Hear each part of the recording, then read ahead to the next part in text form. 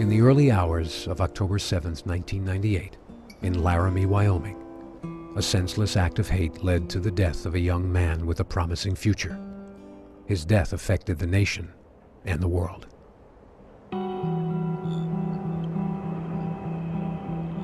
Police say Shepard was lured from this Laramie night spot. He was later robbed, beaten, and left for dead, tied to this fence post outside of town. The first reports of Matt's attack started showing up Thursday night on some of the Denver stations, and it was reported as a gay bashing or a possible hate crime.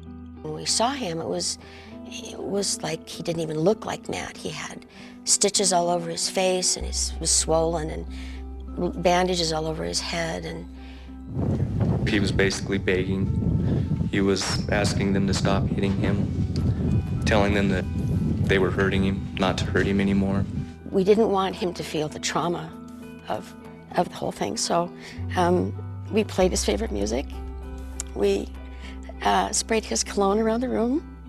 Early this morning, freshman Matthew Shepard died from injuries he received in a vicious beating. Authorities charged two men, Aaron McKinney and Russell Henderson, with Shepard's murder. Dennis said, just leave me in a room with them alone for 10 minutes and I'll take care of the whole thing. Of course, we knew we couldn't do that. The only place that he didn't have any blood on him on his face was what appeared to be where he'd been crying down his face. None of it made any sense to us. The degree of violence was just, it was horrific. Later we came to understand that when it's a hate crime, this is a definite signal of a hate crime, that level of violence. Today, on the University of Wyoming campus, there were armbands and mourning for a student whose death has focused national attention on hate and violence. I am so pissed off.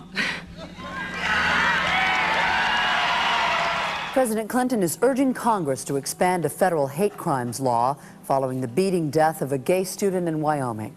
Matthew Shepard died at a Colorado hospital yesterday after he was brutally attacked last week. Cynthia Bowers reports. We shall overcome. Friends and supporters of Matthew Shepard gathered at sunset last night. I knew deep down immediately that this was going to be a hugely important story for our community, and that how the media covered this was going to have a huge impact on people's perceptions of the gay and lesbian community.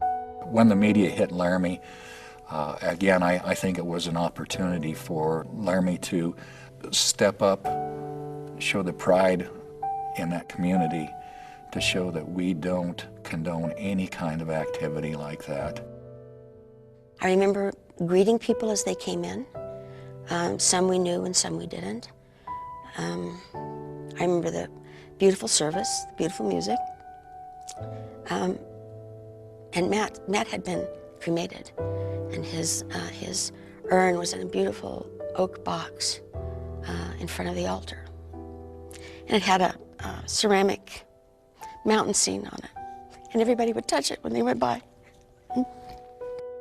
McKinney will be the first to stand trial. Russell Henderson pleaded guilty and was sentenced to 2 consecutive life terms earlier this year. Aaron McKinney sentenced to 2 life sentences. One of those life sentences is for his conviction for felony murder and second-degree murder. More than a year ago, our son Matthew was murdered because he was gay. He was the victim of a brutal crime motivated by hatred. The outcome of this trial will never bring Matthew back to us, but we believe that justice was served today.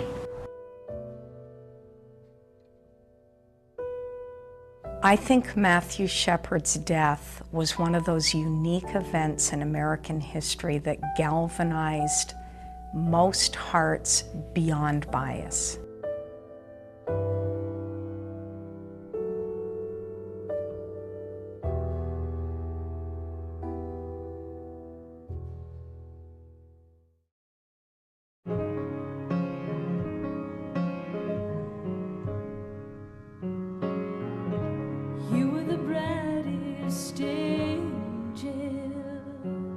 Even when he was a toddler, he would come sit on your lap and say, "What's the matter with you? Did something happen to you today? Did you have a bad day?" He had a terrible temper. And when things didn't go right, he could throw a fit royal and argue that the sky was yellow when you knew it was blue, And he was like that through his whole life. He enjoyed the debate very much. The thing I remember most about Matt was his incredible smile. His entire body would smile and his eyes would light up and sparkle. It was just kind of an infectious smile that made your day better. Matt was everybody's friend. He was just the kindest person, someone you could trust, someone you could go to. I mean, he was just a very caring person. He was involved in the arts and theater. He's kind of larger than life. He's very over the top in everything that he does. Our fathers brought forth. Matt's dreams for his college education included political science and languages. He was very good at languages. He was fluent in German, Italian, somewhat French, knew some Arabic and Japanese. Matt always talked about wanting to make a difference in the world. I think we all want to do that somehow.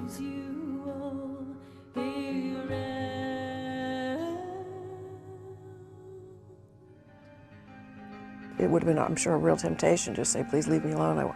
I have my grief, and instead they used it to help others.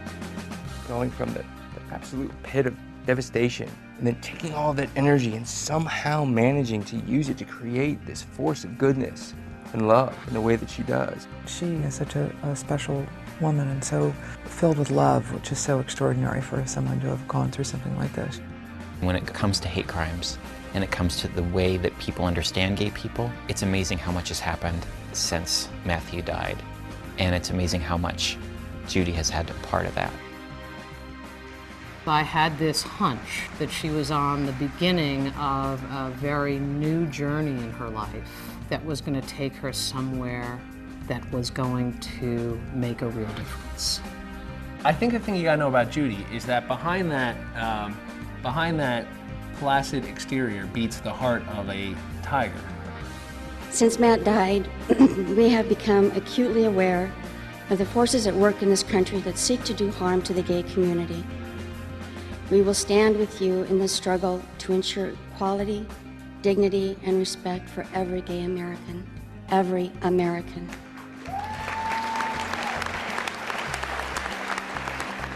I think the thing that I love so much about Dennis Shepard is that he's one of the few dads that will get up and speak really strongly about loving and accepting unconditionally his gay son.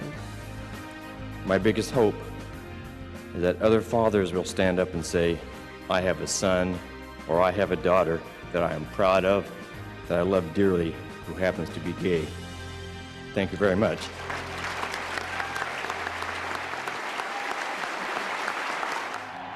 Judy and Dennis continue to take their message to erase hate to the airwaves through public service announcements and television interviews. We had a meeting and we just knew that if we went down that road of anger and hate that we'd be victims too. And I just wasn't going to give anybody that kind of power. It is stories, true human stories that drive change. And Matthew Shepard's is one of the most profound of all. You don't have to like us, you don't have to believe in it, you just have to respect that under the Constitution, and when it comes to civil rights and benefits, we are all equal under the law, or we live in a different kind of country than the one we think we do. When you have a foundation like the Matthew Shepard Foundation, you have a leader like Judy and a leader like Dennis, and you have the opportunity to say, we're going to keep putting the spotlight on this until everybody pays attention. We will call this what it is, and it is hate, pure and simple. My long-term goal is that it isn't needed anymore, that the gay community is no longer separated from everybody else as the gay community, where everything is equal, where it's a totally accepting society on every avenue. Someday, the fight to erase hate will be a memory. Until then, the Matthew Shepard Foundation will help lead the way.